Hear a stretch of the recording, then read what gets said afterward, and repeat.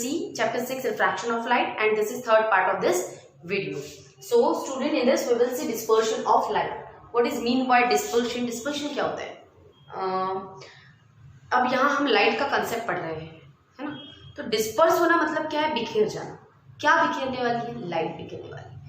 तो light is consist of 7 colours. जो single light में व्हाइट लाइट दिखती है सूरज से आने वाली, इट कंसिस्ट ऑफ 7 कलर्स, जिसे हम विबग्योर से लिखते हैं। कलर विबग्योर, है ना?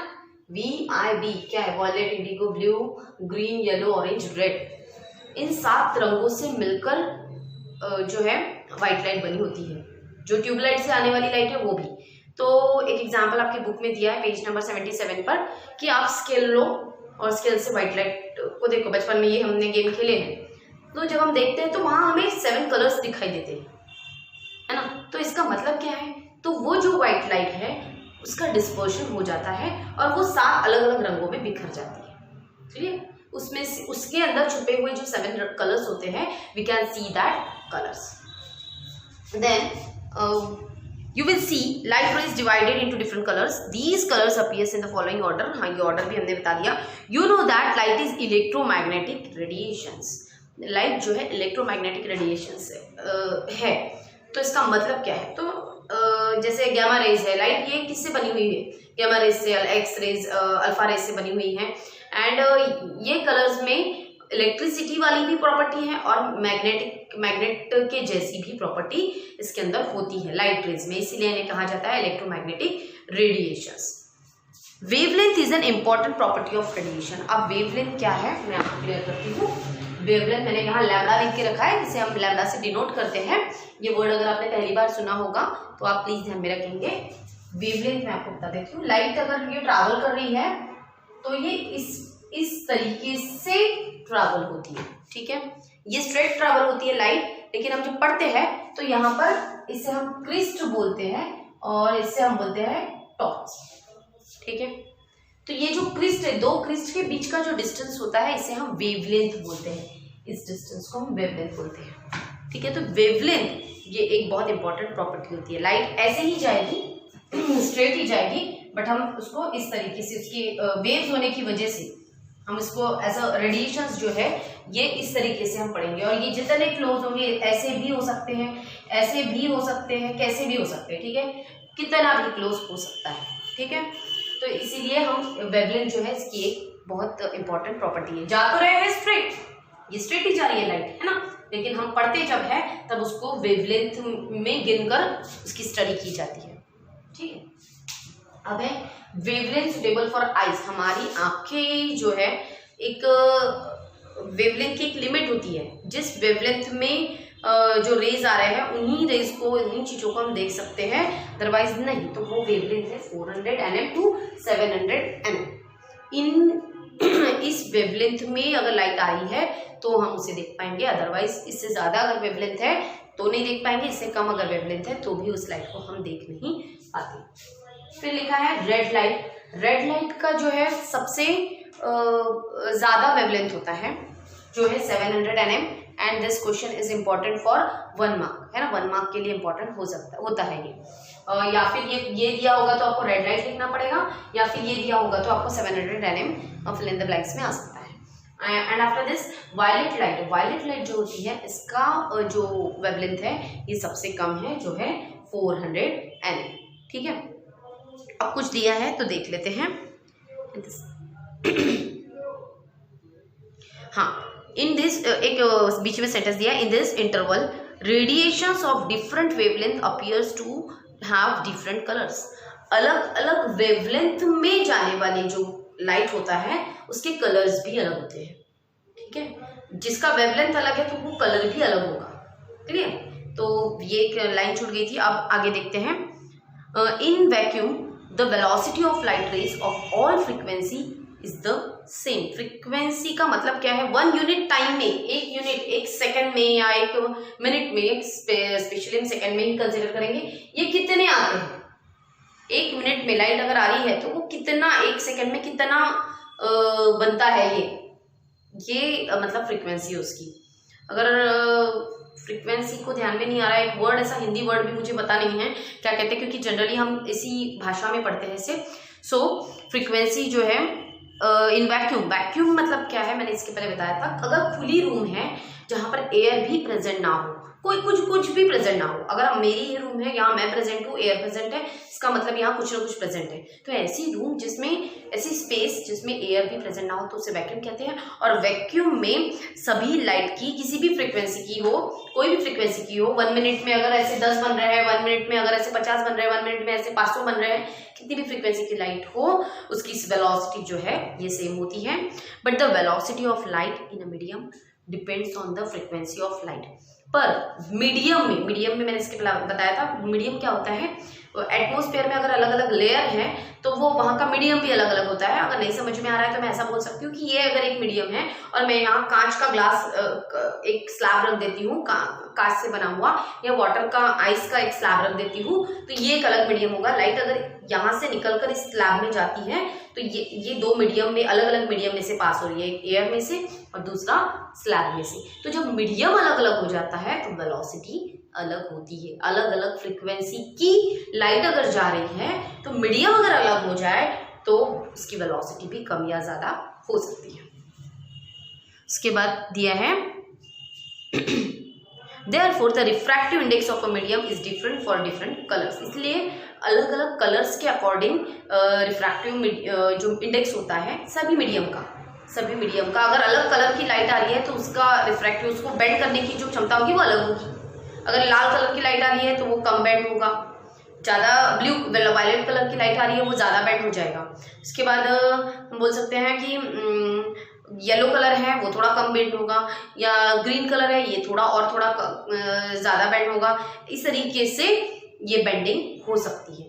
तो क्या बोला है, अगर मीडियम अलग है और लाइट आ रही है, अलग अलग फ्रीक्वेंसी की लाइट आ रही है, तो जो भी फ्रीक्वेंसी होगी वैसा उसका कलर होगा और उस अकॉर्डिंग ही उसकी बेंडिंग भी होगी। तो अगर एक साथ हमने 7 रंग भेज दिए हैं तो 7 रंग अलग अलग जगह पर हमें दिखाई देंगे, क्योंकि उनकी बेंड होने की जो क्षमता है वो अलग होती है। मीडियम उस लाइट को उस फ्रीक्वेंसी के अकॉर्डिंग ही बेंड करता है। इसीलिए रेड लाइट हमें, देखो यहाँ पर आप देख सकते हो, can see here, red light हमें यहाँ दिख रही है।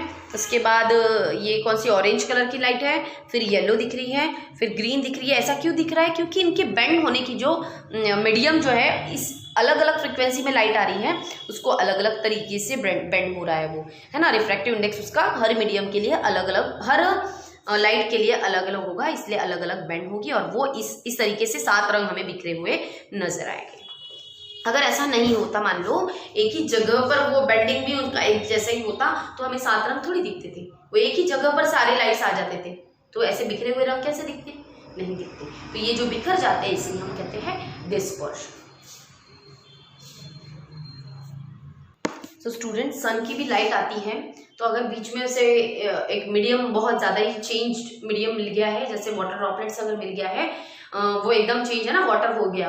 जनरली एयर का जो मीडियम है वो बहुत ज़्यादा चेंज नहीं होता, तो जब डबल रिफ्रैक्शन होता है, एक्चुअली वो कंसेप्ट ही अलग है, फिर भी मैं समझा देती हूँ आपको कि वो जो वाइट लाइट आती है वो क्या होता है, वो ड्रॉपलेट्स में से, वाटर ड्रॉपलेट्स में से रिफ्रैक्ट होती है और फिर रिफ्लेक्ट होती है। ऐसा होने के बाद हमें वो जो व्हाइट लाइट होती है उसी में से 7 रंग बिखरे हुए दिखते हैं। वो 7 रंग कौन से हैं, इंद्रधनुष्य, रेनबो जिसे हम बोलते हैं, that rainbow is the concept of dispersion, है ना।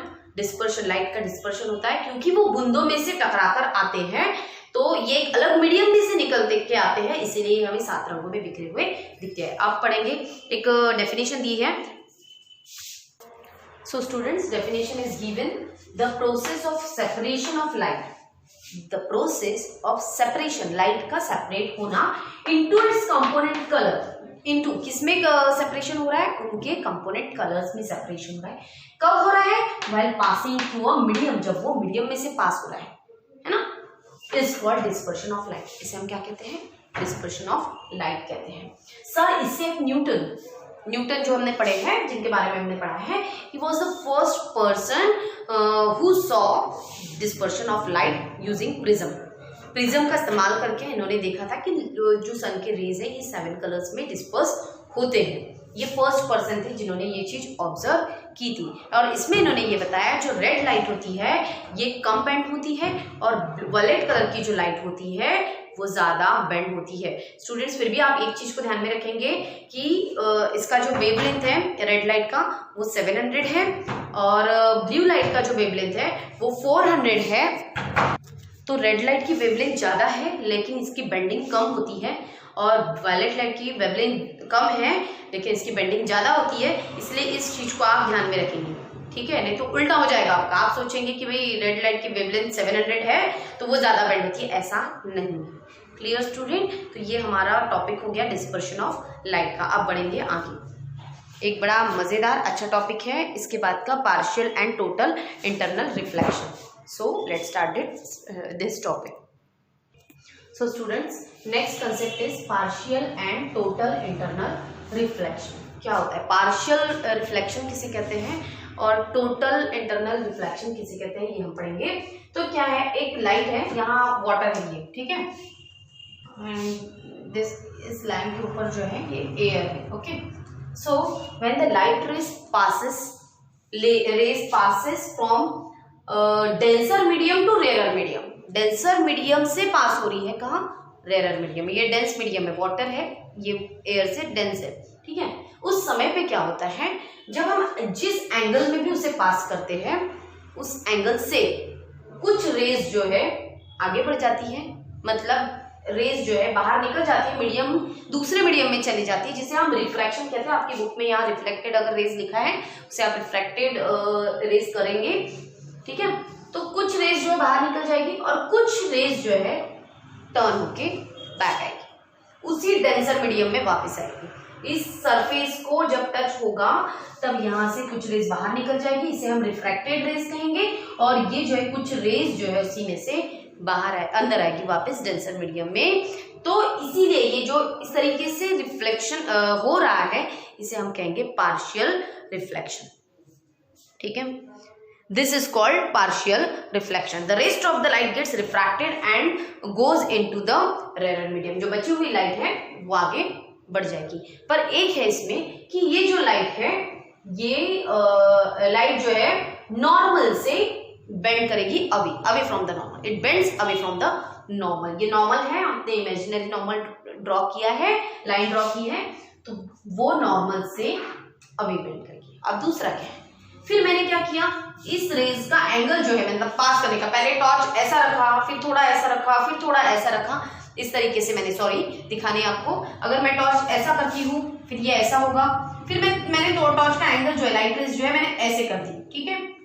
तो ये एंगल जो है मैंने चेंज कर दिया है। इस समय पे क्या होगा कि ये जो लाइट रेज है, रिफ्रैक्शन जो हो रहा है ये और ज्यादा रिफ्रैक्ट मतलब और ज्यादा बेंड हो जाएगा। क्लियर? मैंने ये वाला एंगल अगर बढ़ा दिया है तो ये भी क्या हो जाएगा, और झुक जाएगा। इसके बाद मैंने तीसरी बार और क्या किया, एक और बार मैंने लाइट रेज पास की और फिर से एंगल थोड़ा सा बढ़ा दिया, ठीक है, दूर जाके पास की, ठीक है। इस तरीके से एंगल बढ़ाना चेंज करना तो आप समझ सकते हो। फिर मैंने जब ऐसा देखा तो मुझे ये ध्यान में आया कि ये जो रे है, रिफ्रैक्शन जो हो रहा है, ये रिफ्रैक्शन बिल्कुल एग्जैक्ट सरफेस पे हो रहा है, ठीक है, यहाँ पर हो रहा है, इस लाइन पे हो रहा है, मतलब उनकी लेवल पे हो रहा है। तो ये क्या है, राइट एंगल, ये जो रिफ्रैक्टेड एंगल जो है, रिफ्रैक्शन का एंगल जो है ये नॉर्मल से 90 डिग्री पर बना हुआ है, आप देख सकते हो यहाँ, ठीक है। जब ये एंगल 90 डिग्री का होता है, इसका रिफ्रैक्टेड रे का नॉर्मल के साथ जब 90 डिग्री बनाता है तो इस एंगल को हम क्रिटिकल एंगल कहते हैं। स्टूडेंट, ये आपको याद रखना है, क्रिटिकल एंगल। अगर डेफिनेशन दी होगी तो आप देख सकते हैं, नहीं दी है शायद, देख लेती हूँ मैं भी अगर होगा तो, ठीक है। तो ये है यहाँ पर क्रिटिकल एंगल हम इसे कहेंगे, ठीक है। और फिर उसके बाद मैंने फिर से एंगल चेंज किया, उसके बाद क्या होगा, यहाँ पर मुझे रिफ्रैक्शन तो नजर आएगा ही नहीं, रिफ्लेक्शन ही नजर आएगा। यहाँ पर तो मुझे दोनों लाइंस एक ही इस पे दिख रही है, रिफ्रैक्शन है, रिफ्लेक्शन है, दोनों चीजें एक ही इस पे दिख रही है। क्लियर? अब तीसरी केस में क्या, इसके चौथी केस में क्या हो रहा है, लाइट जब मैंने और एंगल बढ़ाकर पास की तो क्या हुआ, मुझे रिफ्रैक्शन दिखाई नहीं, इस लेयर के बाहर जो है लाइट गई नहीं, ये क्या हुआ, रिफ्लेक्ट हो गई अंदर, टच करके वापस आना। अगर लाइट अगर ऐसे जाकर टच करके वापस आती है तो उसे हम रिफ्लेक्शन कहते हैं। ये सारा जो ये हो रहा है, ये दिस इज रिफ्लेक्शन, ये भी रिफ्लेक्शन, ये भी रिफ्लेक्शन, ये भी रिफ्लेक्शन, ठीक है। यहाँ तो हमें एक ही लाइन पर दिख रहा है, तो इस रिफ्लेक्शन को हम कहेंगे total internal reflection. Clear student? इस तरीके का हमें दिख रहा है कि बाहर रिफ्लेक्शन हो ही नहीं रहा है, तो ऐसे रिफ्लेक्शन को हम टोटल इंटरनल रिफ्लेक्शन कहेंगे। ये डेंसर मीडियम में रेज हमें वापस आते हुए नजर आएगी। बड़ा कंसेप्ट आसान है। एंगल बढ़ा दिया तो पहली केस में हमें ये दिखाई दिया कि थोड़ा बेंड था, अवे फ्रॉम द नॉर्मल था बट थोड़ा था, फिर और एंगल बढ़ाया और ज्यादा बेंड हुआ, फिर और बढ़ाया तो 90 डिग्री आ गया, तो उसे हम क्रिटिकल एंगल कहेंगे। फिर उसके बाद और बढ़ाया तो मुझे बाहर जाते हुए कुछ दिखाई नहीं, कोई भी रे बाहर नहीं गई, सीधे अंदर आई, तो इससे हम टोटल इंटरनल रिफ्लेक्शन कहेंगे। अब यहाँ पर एक चीज और बता देती हूँ, क्लियर करती हूँ, छोटे छोटे कंसेप्ट। इस एंगल को हम एंगल ऑफ इंसिडेंट कहेंगे। ये I1 I2, इसे IC बोला है क्योंकि क्रिटिकल एंगल है ये, इसलिए, ठीक है। तो एक और चीज बताई है कि हमेशा ये R से ये वाला एंगल छोटा रहेगा, इसे एंगल ऑफ रिफ्रैक्शन कहेंगे, और ये रिफ्रैक्शन से एंगल ऑफ इंसिडेंट छोटा होगा। हर बार हम एंगल ऑफ इंसिडेंट बढ़ाएंगे तो एंगल ऑफ रिफ्रैक्शन भी उस अकॉर्डिंग बढ़ते जाएगा। इसके अकॉर्डिंग ये छोटा रहेगा बट ऐसे बढ़ते जाएगा, एंगल तो बढ़ते जाएगा। ये थोड़ा छोटा रहेगा, अब यहाँ पर जो एंगल बनेगा ये थोड़ा बड़ा रहेगा, यहाँ पर जो एंगल बनेगा ये 90 डिग्री, मतलब इससे बड़ा रहेगा। Clear student? ये दो कंसेप्ट दिए हुए थे। अब आगे बढ़ते हैं स्टूडेंट्स। हमें क्रिटिकल एंगल की वैल्यू अगर फाइंड करना है, क्रिटिकल एंगल की वैल्यू अगर फाइंड करना है, इसका मतलब हम कितना यहाँ पर एंगल बनाएंगे तो हमें ये R = 90 डिग्री दिखेगा। ये अगर हमें फाइंड करना है, इस एंगल को फाइंड करना है, तो हम क्या करेंगे, 1 and 2, 1 मीडियम मतलब मीडियम 1 मतलब ये ऊपर वाला, एंड मतलब 2 मतलब ये सेकंड मीडियम, इस तरीके से लिखा जाता है, = sin I upon sin R। Sine कहाँ से आया है? ये आपका ट्रिग्नोमेट्री चैप्टर से आया है स्टूडेंट, मैथ्स की बुक में आपको अलजेब्रा में आपने पढ़ा होगा। तो साइन R जो है ये 90 डिग्री आएगा और इसकी वैल्यू 1 आएगी, ठीक है। साइन 90 होता है 1, साइन I फिर जो भी होगा वो I आपको डालना पड़ेगा, और उसकी जो वैल्यू होती है रिलेटेड वैल्यू, वो आपको फाइंड करके उसके आंसर लिखना पड़ेगा। अगर नहीं ध्यान में आता है तो कोई इशू नहीं है, बस आपकी फॉर्मूला ध्यान में रखेंगे, जहाँ पर एग्जाम आएगी या पेपर्स आएंगे तब, या आपकी कुछ प्रॉब्लम्स हो गए उसमें अगर ये होगा तो एक और बार उसको एक्सप्लेन किया जाए। तब तक के लिए आप इतना समझकर ध्यान में रख सकते हैं। अब पढ़ेंगे concept of rainbow. So student, this is rainbow formation. Concept of rainbow formation कैसे बनता है हम इसे पढ़ेंगे। इसके पहले मैं आपको थोड़ा ये बता दूं क्या है ये। दिस इज वाटर ड्रॉपलेट, है ना, वाटर ड्रॉपलेट है, ये लाइट रेज है। तो जब बारिश आती है तो ये जो वाटर ड्रॉपलेट्स होते हैं, सभी वाटर ड्रॉपलेट्स, एक बूंद से हम आपको पढ़ाएंगे बट आपको सभी ड्रॉपलेट्स को कंसीडर करना है। एज अ प्रिज्म ये एक्ट करेगा, जैसे प्रिज्म हमने देखा था, या मीडियम, एक दूसरा मीडियम एक्ट करेगा या प्रिज्म के जैसा एक्ट करेगा, हम ऐसा बोल सकते हैं, ठीक है। तो ये एक अलग मीडियम है, ये एयर में से लाइट आएगी और इस बूंदों में जाएगी, तो यहाँ पर 2 बार रिफ्रैक्शन होगा। स्टूडेंट, ये मैंने मेरे कुछ स्टूडेंट को पूछा था, एक बार समझा दिया था, और ये देखकर मैंने बताया था इनको कि ये लाइट रेज आ रही है और यहाँ टकराएगी, सरफेस को टकराएगी, और टकराने के बाद यहाँ रिफ्लेक्शन होगा, ठीक है। लाइट रेज आएगी और रिफ्लेक्शन होगा, ठीक है, और फिर ये जो लाइट रेज है वो बाहर गिरेगी। फिर मैंने इनको क्वेश्चन पूछा था कि मुझे बताओ, रिफ्रैक्शन हो रहा है, यहाँ रिफ्रैक्शन हो रहा है ना, एक मीडियम से दूसरे मीडियम में जा रहा है, तो रिफ्रैक्शन 2 बार हो रहा है, कहाँ हो रहा है, ये मैंने क्वेश्चन किया था। तो मेरे स्टूडेंट ने सब सुन लिया, उसके बाद जवाब देना बोले तो उनको समझ में नहीं आ रहा था कि मैम क्या पूछ रहे हैं। रिफ्रैक्शन हो रहा है, मैंने ऐसा बताया, सिंपल है, और 2 टाइम्स हो रहा है, और बोला भी था कि कॉमन सेंस का क्वेश्चन है, ठीक है। अब मैं आपको बता देती हूँ, अगर आपने भी ये कॉमन सेंस लगाया होगा तो वेरी गुड, अगर नहीं लगाया तो मैं बता देती हूँ। रिफ्रैक्शन होता है, यहाँ 2 टाइम्स रिफ्रैक्शन होता है। कैसे? एक बार लाइट रेज जो है एयर से वाटर में गई, ये एक बार रिफ्रैक्शन हुआ, ओके। फिर ये लाइट रेज यहाँ उनकी अलग अलग फ्रीक्वेंसी के अकॉर्डिंग वो बेंड होती है, ये मैंने बताया था। तो ये अलग अलग लाइट रेज बिखर गई है। अब यहाँ पर 7 रंग है अलग अलग, ये दिखाई नहीं दे रहे हमें, ये ऐसे 7 रंग है, पर हमने ब्लू लाइट और रेड लाइट बताई है क्योंकि इनके बीच में वो सारे रंग आते हैं, ओके। तो ये आएंगे, यहाँ टकराएंगे। अब यहाँ पर हो रहा है इंटरनल रिफ्लेक्शन। अब देखो ना, ये लाइट जो है इस मीडियम से यहाँ बाहर नहीं जा रही है, कहाँ जा रही है, टकराकर वापिस आ रही है। उसी मीडियम में वापस आ रही है। तो इसके पहले ही कंसेप्ट में हमने पढ़ा था यहाँ पर कि जब वो दूसरे मीडियम में नहीं जाती है, लास्ट वाला जो कंसेप्ट दिखा था, टकराकर उसी मीडियम में वापस आती है, तो उसे हम क्या कहते हैं, इंटरनल, टोटल इंटरनल रिफ्लेक्शन कहते हैं। तो यहाँ पर भी वही हो रहा है, टोटल इंटरनल रिफ्लेक्शन हो रहा है। ठीक है, एक बार यहाँ रिफ्रैक्शन हुआ, फिर यहाँ हुआ इंटरनल रिफ्लेक्शन, उसके बाद ये लाइट रेस जो है ये वाटर के मीडियम में से एयर में आ रही है, तो यहाँ पर एक और बार क्या हो रहा है, रिफ्रैक्शन हो रहा है।